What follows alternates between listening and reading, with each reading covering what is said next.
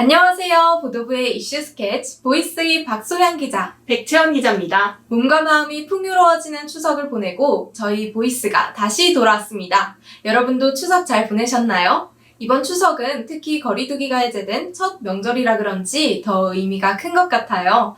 백 기자님, 추석 잘 보내셨나요? 네, 저는 이번 명절에 모처럼 가족들과 둘러앉아서 화목한 시간을 보냈는데요. 제가 2년 만에 할머니 댁에 가서 벌초를 했어요. 그런데 오래간만에 찾아간 탓인지 풀이 너무 무성하게 자라있더라고요. 풀을 깎는데 조금은 힘들었지만 그래도 오래간만에 가족들 얼굴도 보고 맛있는 것도 먹고 즐거운 시간을 보냈던 것 같아요. 수양 씨는요? 네, 저도 가족들과 도란도란 이야기도 나누고 맛있는 음식을 먹으면서 즐거운 시간을 보냈습니다.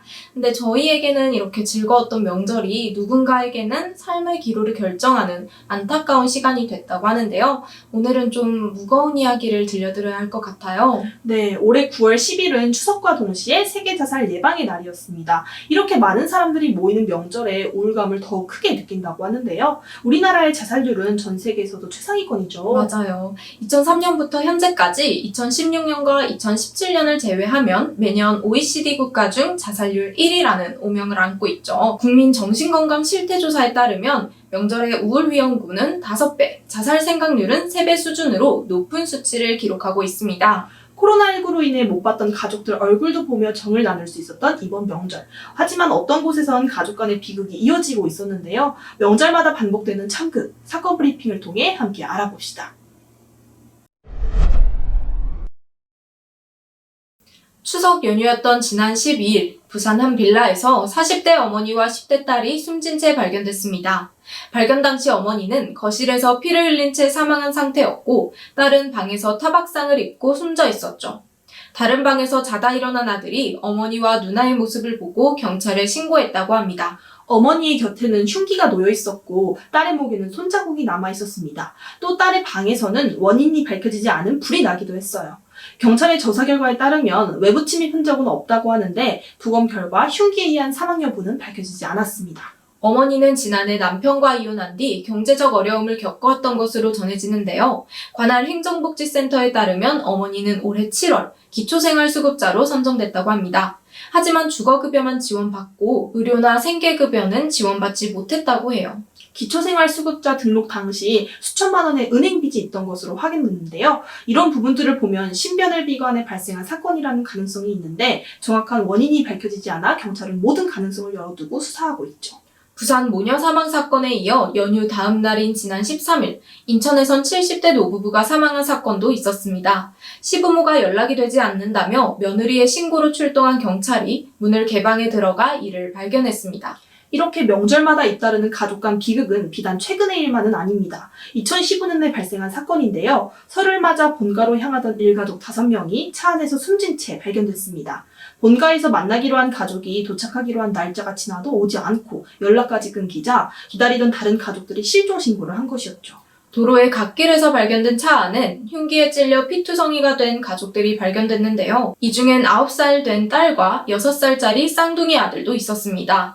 경찰은 1차 부검 결과를 바탕으로 아버지가 딸과 아들, 아내에게 수면 유도제를 먹인 후 흉기로 찌르고 자신도 뒤따라 극단적인 선택을 했다고 밝혔습니다. 이 가족들에겐 당시 은행과 신용카드 회사에 1억 5천만 원 정도의 빚이 있었고 또 사건 발생 열흘 전에는 10평 정도가 되는 원룸으로 이사했다고 합니다. 경제적 상황에 대한 절망감으로 인해 저지른 것이었죠.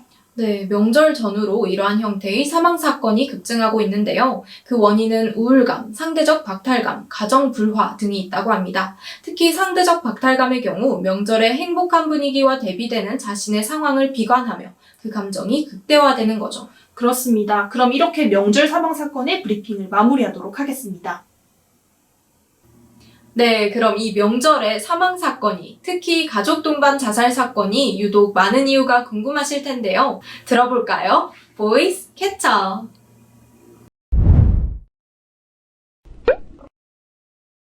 손석한 의학 박사는 명절을 전후한 시점에 증가하는 자살은 상대적 박탈감 때문이라고 밝혔습니다. 사람들은 명절 동안 가족을 만나 정을 나누고 화목을 다지는데 그렇지 못한 사람은 상대적 박탈감에 빠진다는 겁니다. 독거노인, 경제난으로 생활고를 겪는 가정, 취업난으로 부담을 짊어진 청년 등 다양한 사람들이 말이죠. 이재현 대신대학원대학교 상담심리치료학 교수는 명절 자살에 대해 스마일 마스크 증후군을 언급했습니다. 이는 가면성 우울증이라고도 하는데요. 명절 때 오랜만에 만나는 가족에게 경제적 혹은 심리적인 어려움을 숨기고 아무렇지 않는 듯 웃는 것은 내면의 고통을 더욱 키운다는 겁니다. 다른 사람들과 다르게 돌아갈 가족이 없다는 상대적 박탈감과는 또 다른 분석이죠.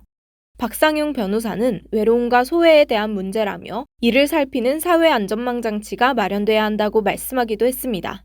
이동영 시사평론가는 가족 동반 사망에 대해 가장이 가족을 책임지기 위한 중압감으로 끝까지 데려간다는 판단을 했을 것이라는 견해를 밝혔습니다.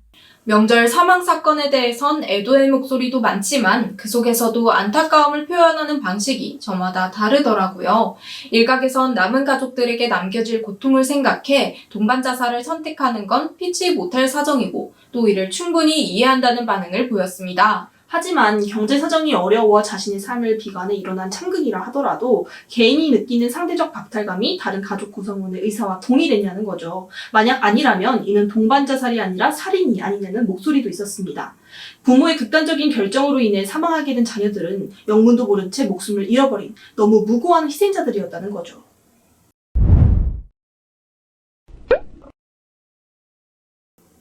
네, 저희 보이스 명절 사망 사건을 다룬 세 번째 회차였습니다. 이번 방송 다소 무거운 주제를 다뤄본 것 같은데 시청자 여러분들께서는 또 어떻게 보셨을까요?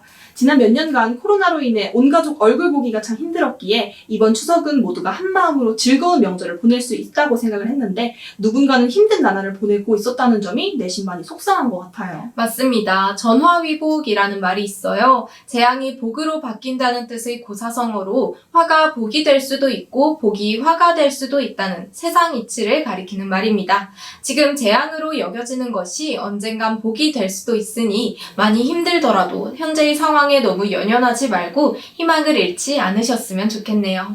네, 그럼 오늘의 보이스 여기서 마치도록 하겠습니다. 다음 편도 기대해주세요. 감사합니다.